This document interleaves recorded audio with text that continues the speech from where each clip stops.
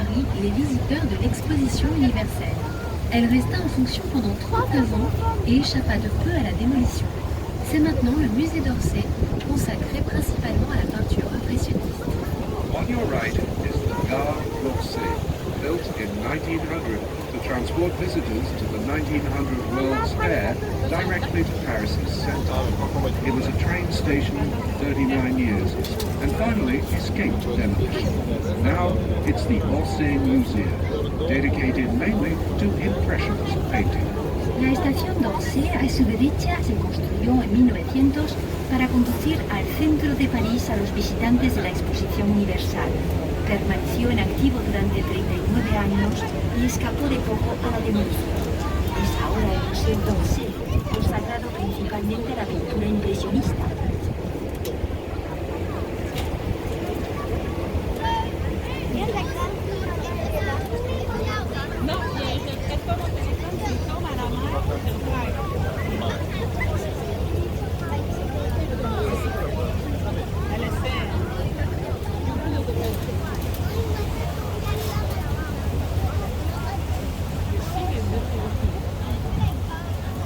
Ah, les panneaux. Ah, ok.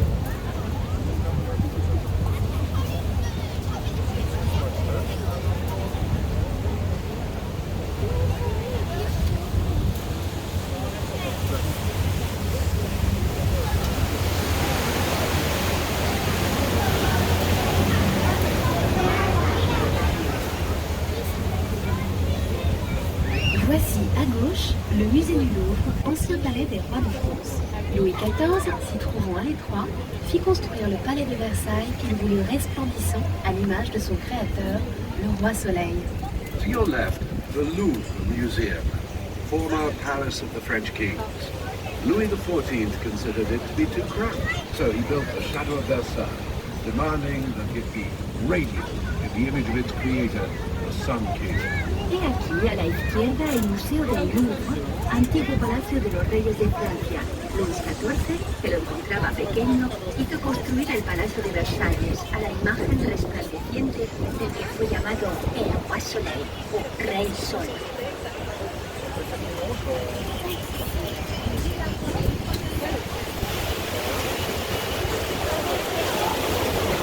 Le musée du Louvre à gauche, avec 14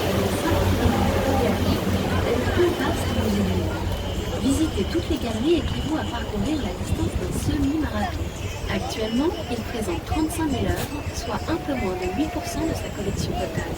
The Louvre Museum, on your left, with its 14.5 kilometers of galleries, is the world's most vast museum. If you were to visit every gallery, it would be equivalent to the distance of a semi-marathon. Today it displays about 35,000 works, which in fact equals less than 8% of its total collection. El Museo del Louvre, a la izquierda, con 14,5 kilómetros de galerías, es el museo más grande del mundo. Visitar todas las galerías equivale a recorrer la distancia de la mitad de un maratón. Actualmente presenta 35.000 obras, lo que supone algo menos del 8% de su colección total.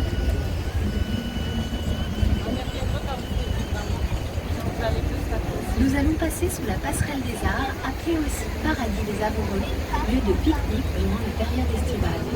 We will now pass beneath the Passerelle des Arts, which is also sometimes called Lover's Paradise. It's a popular place for summer picnics. Vamos a pasar bajo la pasarela des arts, llamada también Paraíso de los enamorados, lugar de picnic durante el periodo estival. Devant nous, le pont Neuf. Contrairement à son nom, il est le plus vieux pont de Paris. C'est le premier pont en pierre avec des trottoirs et totalement dépourvu de maisons. Sur chaque rive, le long des quais, vous pouvez voir les bouquinistes. Leurs boîtes vertes sont installées à point fixe depuis le milieu du 19e siècle. La loi les autorise à ouvrir du lever au coucher du soleil. Les bouquinistes de Paris ont inspiré d'autres capitales comme Ottawa, Pékin ou Tokyo. In front of you is the Pont Neuf, the oldest bridge in Paris. It was the first stone bridge with sidewalks and completely free of houses. Along the quays on both sides of the Seine, you can see the booksellers. Their green wooden stands are in fixed positions placed there in the middle of the 19th century. Paris's booksellers inspired similar installations in other capitals like Ottawa, Peking, and Tokyo. Ante nosotros el Pont Neuf, el más viejo puente de París. Es el primer puente de piedra con aceras y completamente desprovisto de casas. En cada orilla, a lo largo de los muelles, pueden ver a los buquinistas o libreros. Sus cajas verdes se encuentran en puntos fijos desde mediados del siglo XIX. Los libreros de París han inspirado a otras capitales como Ottawa, Pekín o Tokio.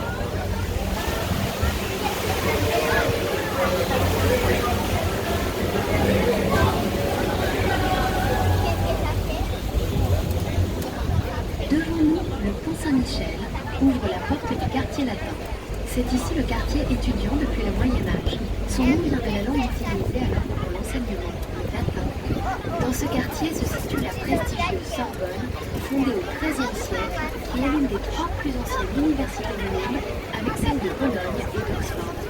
In front of you, the Pont Saint-Michel opens the door to the Latin Quarter, the academic and student area dating back to the Middle Ages. Its name is derived from the language that was employed then for higher education, Latin. The prestigious Sorbonne University is located here. It was founded in the 13th century and is one of the world's 3 oldest universities, along with Cologne and Oxford. Ante nosotros, el famoso puente Saint-Michel abre las puertas del barrio latino, ese tradicional barrio universitario desde la Edad Media. Su nombre viene de la lengua utilizada entonces para la enseñanza, el latín. En este barrio se sitúa la prestigiosa Sorbona, fundada en el siglo XIII, que es una de las 3 universidades más antiguas del mundo, con las de Bolonia y Oxford.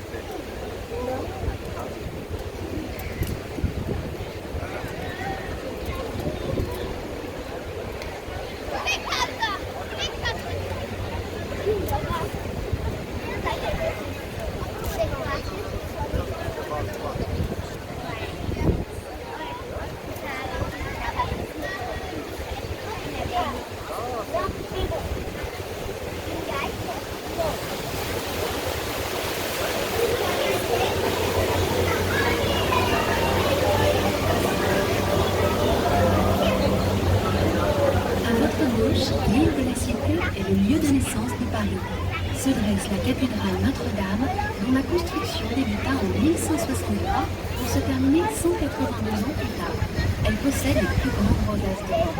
On your left is the Île de la Cité, where the city of Paris was born. It is home to Notre-Dame Cathedral, whose construction began in 1163. It was completed 182 years later. It has Europe's largest stained glass rose windows. A su izquierda, la isla de la Cité es el lugar de nacimiento del viejo París, con la catedral Notre-Dame, cuya construcción comenzó en 1163 y se finalizó 182 años más tarde. Posee dos marcas las rosadoras de Devant Notre-Dame se trouve le point zéro des routes de France. C'est à partir de ce point que sont calculées les distances kilométriques dans notre pays. In front of Notre-Dame is Point Zero for France's roads. It is from this point that all kilometer distances are calculated. Frente a Notre-Dame se encuentra el punto cero de la red de carreteras de Francia. A partir de este punto se calculan las distancias kilométricas de nuestro país.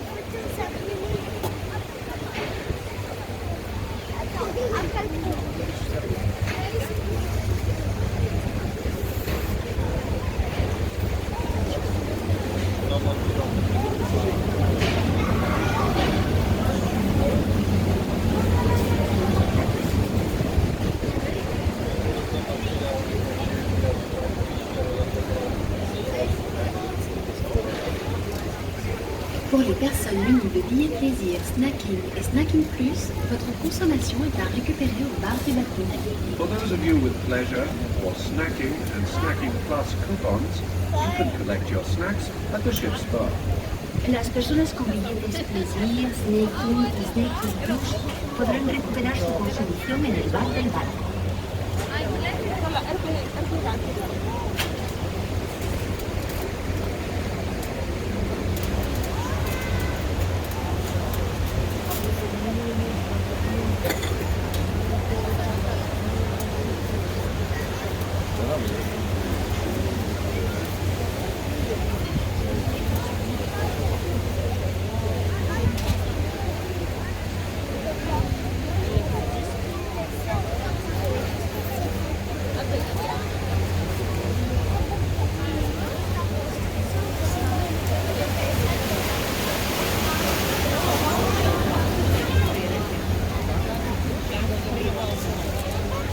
Sur votre droite, au dernier étage du bâtiment enrobé de ce balcon vitré, l'un des restaurants les plus célèbres du monde, la Tour d'Argent, créée en 1582. On y déguste une grande cuisine classique française. On your right, on the top floor of the building with the ornate windowed balcony, is one of the world's most famous restaurants, La Tour d'Argent, created in 1582. Here you can savor the finest in classical French cuisine. A su derecha, en el último piso del edificio ornamentado con este balcón acristalado, se halla uno de los restaurantes más famosos del mundo, la Tour d'Argent, fundado en 1582, en el que se puede degustar la gran cocina clásica francesa.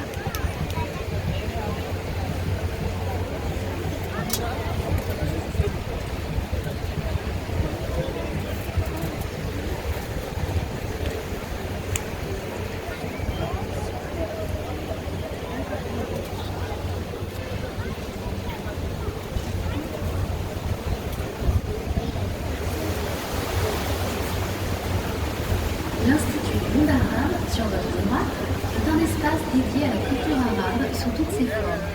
Depuis sa terrasse, vous pourrez admirer l'une des plus belles perspectives de Notre-Dame, des îles et des ponts enjambant la Seine. The Arab World Institute, on your right, is a space dedicated to Arab culture in all its forms. Its terrace provides one of the finest views of Notre-Dame, Paris's islands, and the bridges crossing the Seine. El Instituto del Mundo Árabe a su derecha es un espacio dedicado a la cultura árabe bajo todas sus formas. Desde su terraza podrán admirar una de las más bonitas perspectivas de Notre Dame, así como las islas y puentes que cruzan el Sena.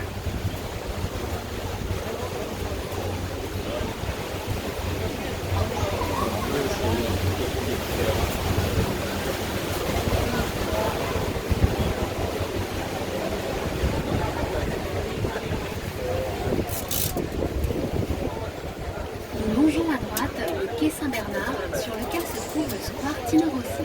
C'est le musée de sculpture en plein air de la ville de Paris avec des œuvres d'artistes contemporains. L'été, le square accueille de nombreux bals où des milliers de personnes venues du monde entier dansent la salsa, le tango argentin, le rock et la capoeira, la samba et parfois même les danses folkloriques bretonnes et flamandes. On the right is the Quai Saint-Bernard, where the Square Tino Rossi is located. It is an outdoor sculpture museum created by the city of Paris and featuring the work of contemporary sculptors. In the summer, it is the site of many balls and dances. People come here from the world over to dance the salsa, the Argentinian tango, rock and roll, the capoeira, the samba, and sometimes even Celtic or Flemish folk dance. Volteamos a la derecha el muelle Saint-Bernard, sobre el que se encuentra la plaza Tino Rossi. Es el museo de escultura al aire libre de la ciudad de París, con obras de artistas contemporáneos. En verano, la plaza abre como los espacios de la salsa, el rock, el capoeira, la samba y a veces incluso las danzas folclóricas bretonas y flamencas. Nous allons faire demi-tour. Profitez-en pour admirer à votre gauche la vue de Notre-Dame et des îles. Nous vous rappelons qu'un bar est à votre disposition à bord du bateau, vous permettant ainsi de vous restaurer.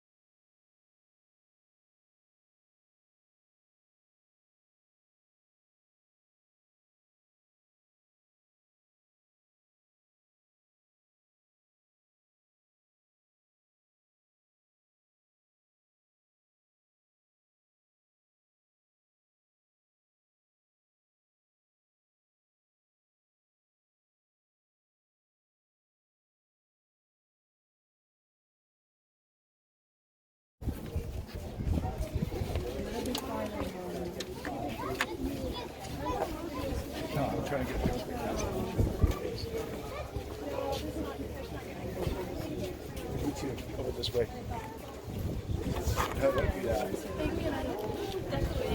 Patrick. Papa.